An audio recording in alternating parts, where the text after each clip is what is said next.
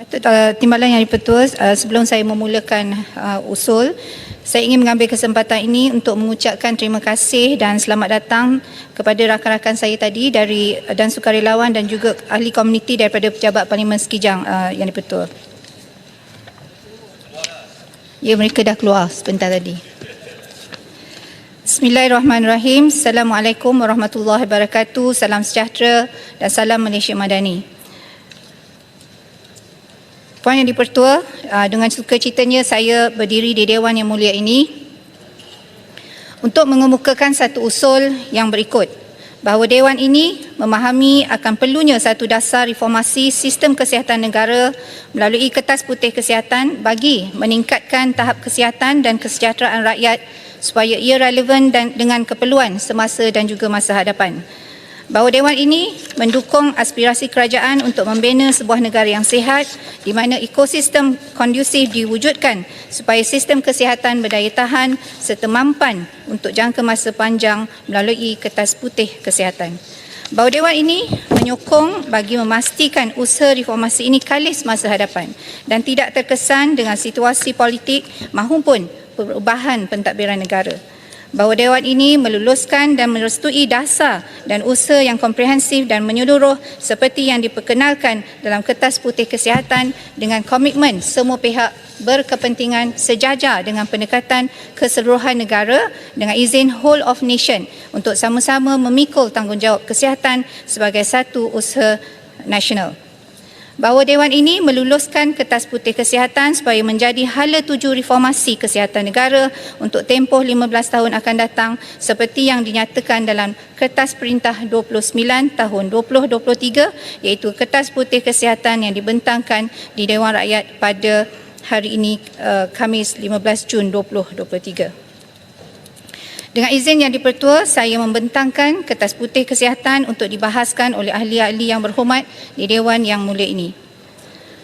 Tuan di-Pertua, latar belakang usaha reformasi sejak mencapai kemerdekaan Malaysia telah berjaya meningkatkan tahap kesihatan rakyat dan menunjukkan prestasi sistem penjagaan kesihatan yang baik berbanding banyak negara yang berpendapatan sederhana yang lainnya.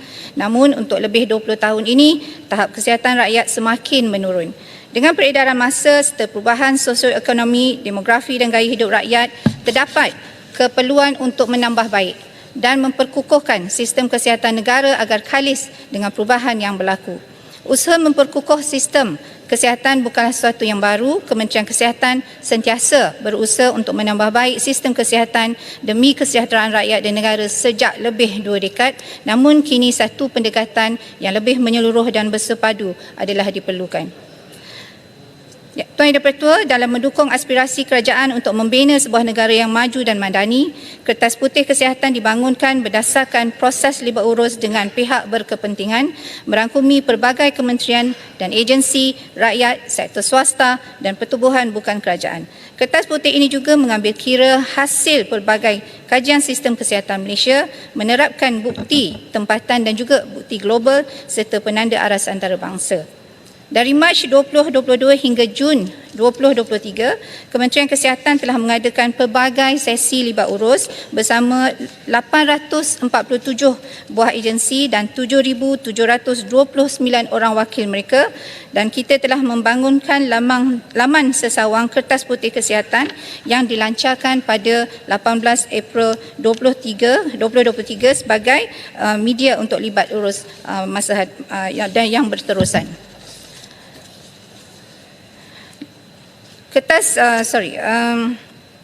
Laman sesawang ini juga Yang di-Pertua telah mendapat lebih 1,969 hit dan menerima lebih 275 cadangan input dan juga sokongan.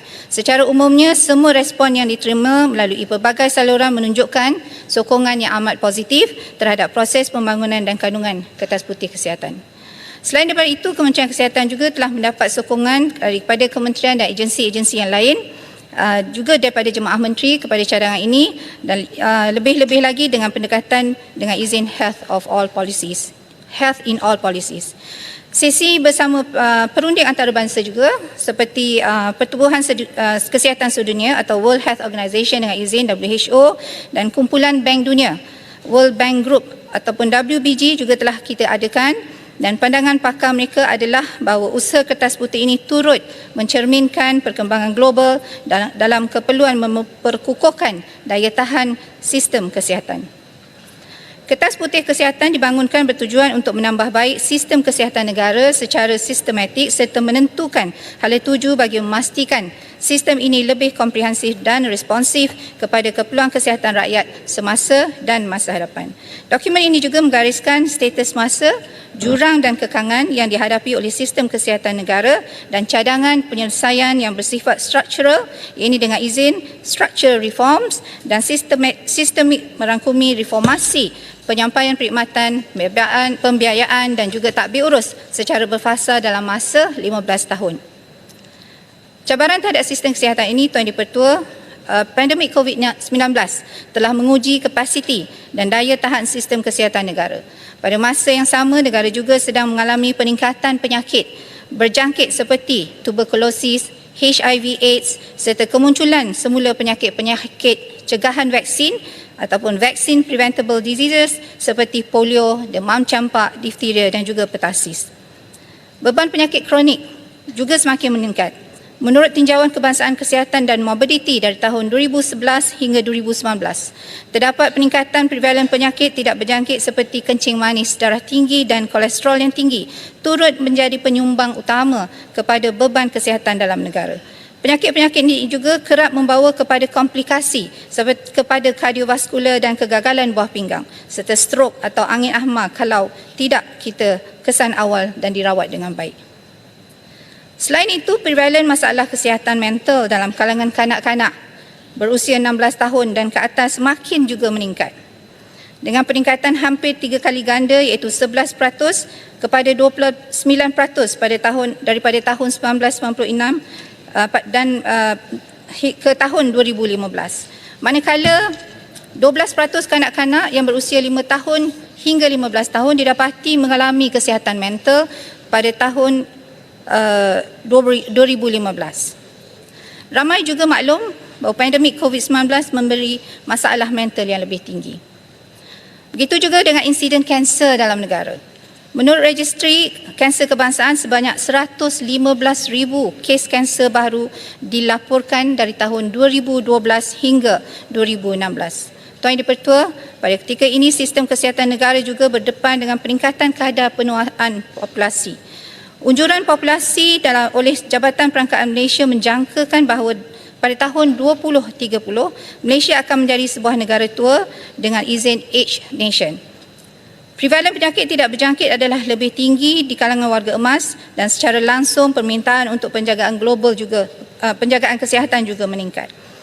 Pengalaman global menunjukkan bahawa kos penjagaan kesihatan warga emas adalah 2 hingga 3 kali ganda lebih tinggi berbanding purata untuk orang dewasa.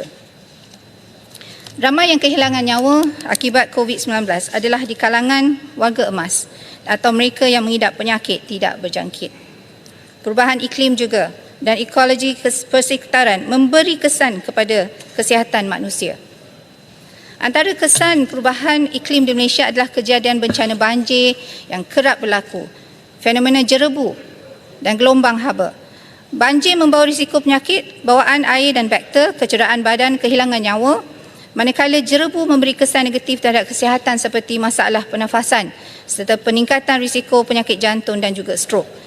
Pendedahan kepada cuaca panas yang melanda negara ketiga ini memberi kesan kesihatan seperti keletihan, strok haba dan lebih teruk lagi boleh menyebabkan kerosakan organ dan kematian. Tuan Yang Dipertua, hakikatnya 80% daripada faktor yang memberi impak kepada tahap kesihatan individu berlaku di luar fasiliti kesihatan. Faktor-faktor penentu sosial untuk kesihatan ini seperti pendidikan, pendapatan, gaya hidup, persekitaran, makanan dan sihat dan jalan raya yang selamat menyumbang kepada tahap kesihatan rakyat. Dalam hal ini, usaha semua kementerian, agensi dan pihak yang berkaitan adalah kritikal dalam mempraktikkan pendekatan kesihatan dalam semua polisi dengan izin Health in All Policies. Pendekatan ini mampu mewujudkan sebuah ekosistem yang holistik dan berintegrasi untuk meningkatkan status kesihatan rakyat dan sosioekonomi negara. Tuan Yang Pertua, sistem penyampaian penjagaan kesihatan negara yang bersifat dikotomi dan tidak berintegrasi telah menyumbang kepada pengagihan perkhidmatan dan sumber-sumber kesihatan yang tidak seimbang di Malaysia. Sebagai contoh, fasiliti penjagaan kesihatan primer sektor awam merangkum hanya 28% sahaja daripada keseluruhan fasiliti penjagaan kesihatan primer, tetapi mengendalikan hampir 64% daripada lawatan pesakit luar. Situasi ini menyebabkan fasiliti dan anggota di sektor awam terbeban, lebih-lebih lagi semasa kemuncak pandemik COVID-19 yang lalu. Laporan Audit Negara tahun 2018 menunjukkan kesesakan di Jabatan Kecemasan dan Trauma di hospital sektor awam berpunca daripada kekurangan kaki tangan kehadiran pesakit yang tinggi, kekurangan pembiayaan dan tidak mempunyai peralatan yang mencukupi untuk menyediakan tahap penjagaan yang sewajarnya. Kekangan ini tidak terhad kepada Jabatan Kecemasan dan Trauma di hospital sahaja, sebaliknya mencerminkan keadaan di banyak fasiliti kesihatan kerajaan merangkumi klinik dan hospital. Kesesakan dan masa menunggu yang panjang juga turut menjejaskan kualiti penyampaian perkhidmatan. Data terkini Kementerian Kesihatan menunjukkan bahawa masa menunggu untuk mendapatkan rawatan seperti pembedahan kardiotorasik, pembedahan katarak, pembedahan neuro dan lain-lainnya boleh mengambil masa sehingga 3 hingga 15 bulan. Namun KKM tetap berusaha supaya kes-kes kecemasan dan yang perlu intervensi segera masih diberi keutamaan dan lebih cepat dibedah.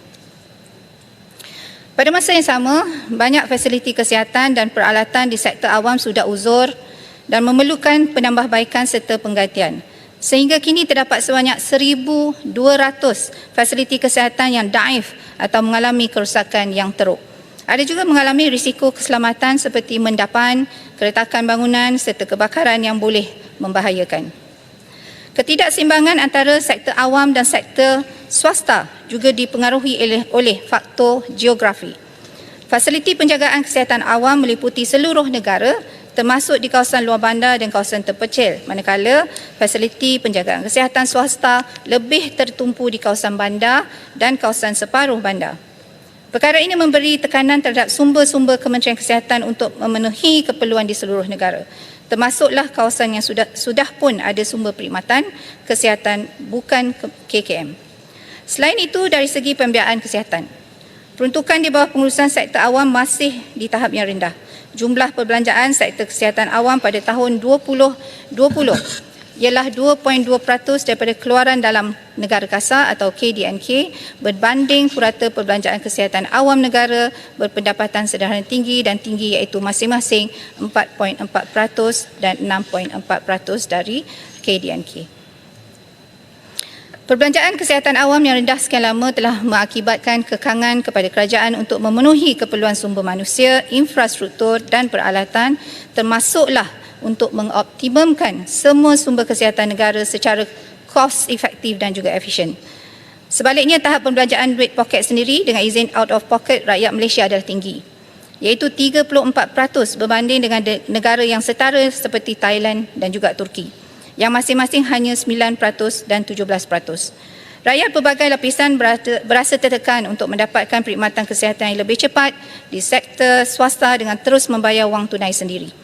Akan tetapi, pengalaman global menunjukkan bahawa perbelanjaan duit poket sendiri melebihi 20% mengundang kepada kejadian perbelanjaan yang memudaratkan akibat keperluan kesihatan. Tuan Yang Pertua, aspirasi kepada Kertas Putih Kesihatan, setelah pelbagai sesi libat urus, kami dapati rakyat mahukan 5 perkara daripada sistem kesihatan negara. Aspirasi pertamanya ialah sebuah negara yang sihat adalah sebuah negara yang sihat dengan ekosistem kondusif supaya generasi muda lebih peka dan mengutamakan keperluan untuk sihat. Penekanan akan diberi kepada perkhidmatan preventif dan promotif kesihatan supaya semua peringkat umur akan mengamalkan gaya hidup yang lebih sihat. Aspirasi kedua, sistem kesihatan yang saksama dan berpaksikan rakyat, di mana perkhidmatan penjagaan kesihatan yang lebih dekat dengan komuniti dan berkualiti dengan kos yang berpatutan dapat dicapai dengan mengambil kira faktor seperti kekangan geografi. Aspirasi ketiga, sistem kesihatan berdaya tahan dan responsif untuk menangani cabaran seperti peningkatan penyakit tidak berjangkit dan krisis kesihatan seperti wabak. Aspirasi keempat, ekosistem kesihatan yang terbuka dan inovatif dengan memanfaatkan kemajuan teknologi serta inovasi terkini dalam penyampaian perkhidmatan kesihatan supaya lebih efisien dan juga berkesan.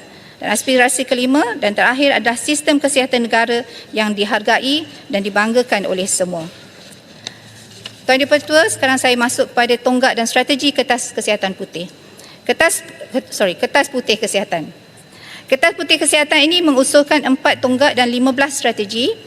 Tonggak pertama adalah mentransformasikan penyampaian perkhidmatan kesihatan dan merangkumi penjagaan primer, sekunder dan tertiary. Dalam tonggak ini ada 5 strategi yang dicadangkan seperti berikut. Yang pertama, mengutamakan penyampaian penjagaan kesihatan primer atau akronimnya PHC supaya rakyat menerima perkhidmatan di peringkat klinik yang lebih komprehensif, merangkumi penjagaan promotif, preventif, kuratif, rehabilitasi serta paliatif.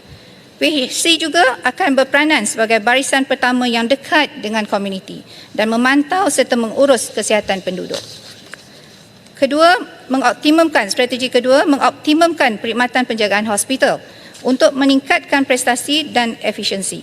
Peranan hospital akan diperkukuhkan untuk mengutamakan kes akut dan kompleks. Kes yang sesuai akan dirawat di klinik PHC untuk mengurangkan kesesakan di hospital. Konsep hospital cluster juga akan diperkukuhkan agar jurang perkhidmatan antara hospital pakar dan bukan pakar dikurangkan. Ketiga, kerjasama sektor awam dan swasta yang efektif akan dipergiatkan supaya mengoptimumkan sumber kesihatan sedia ada bagi menangani isu ketidakseimbangan beban kerja, dan kertas putih kesihatan akan melihat kepada model-model kerjasama efektif antara kedua sektor seperti penyumberlewaran dan perkongsian kepakaran. Keempat, kemajuan teknologi digital untuk kesihatan akan juga dimanfaatkan dan ini termasuklah perluasan perkongsian rekod perubatan secara elektronik untuk menambah baik kualiti dan kesinambungan rawatan antara fasiliti. Perkhidmatan telekesihatan membolehkan pesakit mendapat perundingan pakar tanpa sentiasa perlu ke hospital. Keempat strategi yang disebut menjurus kepada kesaksamaan akses dalam perkhidmatan kesihatan dan meningkatkan liputan kesihatan sejagat dengan izin Universal Health Coverage atau UHC. Perhatian khusus juga akan diberi kepada golongan terpinggir dan rentan, termasuklah mereka yang terkesan akibat geografi seperti di Sabah, di Sarawak dan juga di pendalaman semenanjung Malaysia. Tonggak yang kedua, Tuan Yang Dipertua, adalah mempertingkatkan promosi kesihatan dan pencegahan penyakit. Sebagai anjakan paradigma dari fokus rawatan setelah sakit kepada kepastian rakyat untuk kekal sihat. Tonggak ini mencadangkan 3 strategi, iaitu yang pertama, fungsi kesihatan awam akan diperkukuhkan. Termasuklah pemantapan kesiapsiagaan sistem kesihatan negara untuk menghadapi ancaman penyakit dan juga krisis kesihatan. Kedua, kerjasama dan penyelarasan intersektor antara kementerian dan agensi berkaitan kesihatan akan ditambah baik supaya lebih efektif bagi menangani isu penentu sosial untuk kesihatan dengan izin Social Determinants of Health (SDH). Yang ketiga, insentif akan diperkenal bagi mendorong amalan dan tingkah laku pro kesihatan. Ini termasuklah insentif untuk menggalakkan amalan sihat di samping meningkatkan penawaran produk yang pro kesihatan. Cukai ke atas minimum bergula rokok, cukai ke atas minuman bergula atau rokok, alkohol dan barangan lain yang tidak sihat akan diteliti bagi memupuk cara hidup yang lebih sihat. Tonggak ketiga adalah Tuan Dipertua berkenaan dengan memastikan pembiayaan kesihatan yang lebih mampan dan saksama. Tonggak ini merangkumi reformasi pembiayaan kesihatan agar lebih mampan, mempunyai pelindungan risiko kewangan yang lebih baik dan mengurangkan perbelanjaan duit poket sendiri.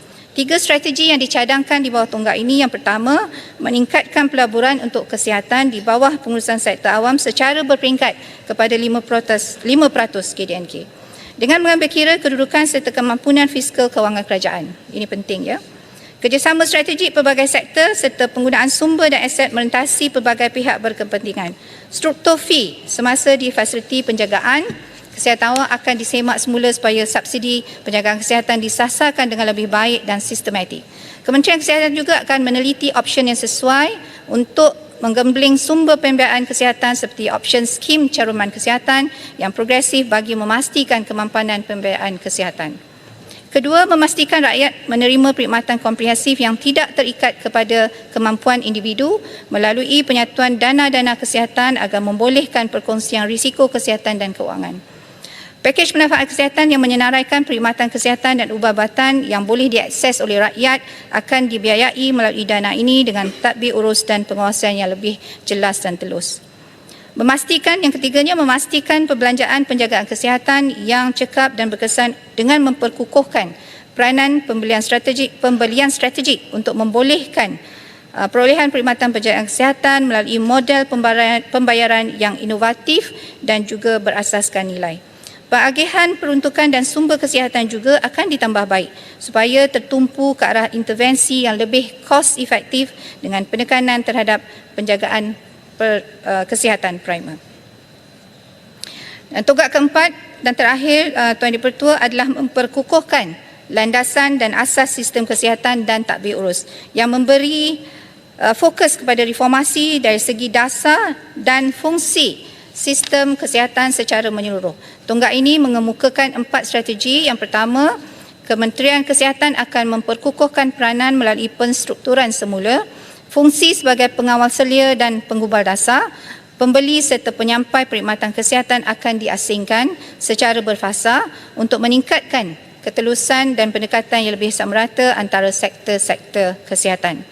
Yang kedua, bagi menambah baik dasar, perundangan dan peraturan berkaitan kesihatan, kerajaan akan meneliti semula akta dan peraturan yang sedia ada dalam usaha melonjakkan sistem kesihatan kepada paradigma yang lebih fleksibel dan inovatif. Kerangka regulatory, aktiviti kawalan dan pengawasan juga akan diperkukuhkan, lebih-lebih lagi dalam bidang perkhidmatan kesihatan yang baru berkembang. Yang ketiganya, memantapkan tenaga kerja untuk kesihatan dengan memberi fokus kepada pembangunan kategori-kategori baharu selaras dengan keperluan masyarakat menua dan konsep penjagaan kesihatan lebih dekat dengan komuniti. Ini juga melibatkan aspek-aspek pendidikan, juga latihan, pelesenan dan pendaftaran. Kerjasama dan kolaborasi dengan pelbagai pihak berkepentingan akan dipergiatkan antara sektor untuk meningkatkan koordinasi antara tenaga kerja. Yang keempat, merangsang penyelidikan dan inovasi sebagai usaha untuk melakukan penambahbaikan berterusan kepada sistem kesihatan dengan pendekatan pembangunan polisi dan tindakan yang berasaskan bukti. Penyelidikan dan analisis akan turut menyokong keberkesanan dan kecekapan kos bagi perbelanjaan kesihatan serta digunakan dalam penggubalan dasar, tadbir urus dan pengawasan bagi mempertingkatkan tahap kesihatan dalam kalangan penduduk secara mampan dan berterusan. Tuan Di-Pertua, apakah impak reformasi kesihatan? Inisiatif reformasi sistem kesihatan adalah satu pelaburan yang baik untuk negara kita. Antara impak yang akan diperolehi adalah peningkatan akses rakyat kepada perkhidmatan kesihatan yang berkualiti dan saksama, memantapkan pelindungan sosial dan pelindungan risiko keuangan dan memastikan sistem kesihatan negara yang lebih mampan dan berdaya tahan, menjamin kesihatan dan juga kesejahteraan rakyat serta secara langsung memacu pertumbuhan ekonomi negara sejajar dengan aspirasi Malaysia untuk menjadi negara maju yang berpendapatan tinggi. Fasa-fasa reformasi sistem kesihatan perlu dibuat dengan teliti dan akan mengambil masa merentasi paras pembangunan negara juga. Usaha ini akan dilaksanakan secara berfasa menjangkau masa 15 tahun, merangkumi fasa jangka pendek di mana 5 tahun pertama bermula tahun 2024, jangka sederhana bermula pada tahun 2029 dan jangka panjang dari tahun 2034 hingga 2039. Jika kertas putih ini diterima pakai oleh ahli-ahli Dewan Yang Mulia ini, strategi-strategi dalam kertas putih kesihatan akan segera diperincikan dan diimplementasikan secara berfasa dan akan dibangunkan supaya usaha yang penting dan kritikal ini tidak dilengahkan lagi demi kesejahteraan rakyat dan negara. Badan Pemantau dan Reformasi Kesihatan bagi memastikan reformasi sistem kesihatan dilaksanakan secara berterusan dan telus serta menepati objektif dan perancangannya, satu badan pemantau akan ditubuhkan. Untuk mengekalkan komitmen semua pihak berkepentingan, badan ini akan melaporkan pencapaian pelaksanaan reformasi sistem kesihatan secara berkala kepada Parlimen dan rakyat. Penubuhannya akan mewujudkan mekanisme semak dan imbang agar usaha dan komitmen negara kepada reformasi sistem kesihatan adalah kalis masa dan kalis peredaran ekonomi politik sepanjang tempoh 15 tahun akan datang. Tuan Yang Dipertua, demi negara dan rakyat, reformasi ini perlu dilaksanakan dengan segera. Supaya sistem kesihatan lebih mampan dan dapat bersedia menghadapi cabaran harian dan keperluan penduduk semasa dan masa hadapan. Sistem kesihatan yang responsif dan efisien adalah penting dalam memupuk keharmonian masyarakat, kesejahteraan penduduk dan sosio-ekonomi Malaysia. Rakyat yang sihat dan produktif adalah kritikal untuk menentukan masa depan negara dengan menyelahkan potensi modal insan sebagai pemacu pembangunan negara selaras dengan ikhtiar Malaysia Madani. Dalam hal ini, saya sekali lagi memohon Ahli Dewan Yang Mulia ini untuk memberikan pertimbangan sewajarnya dan sama-sama kita luluskan kertas putih kesihatan ini demi masa depan dan kesihatan kita. Tuan Yang Dipertua, saya mohon mencadang. Ada sesiapa yang menyokong? Tuan Yang Dipertua, saya menyokong.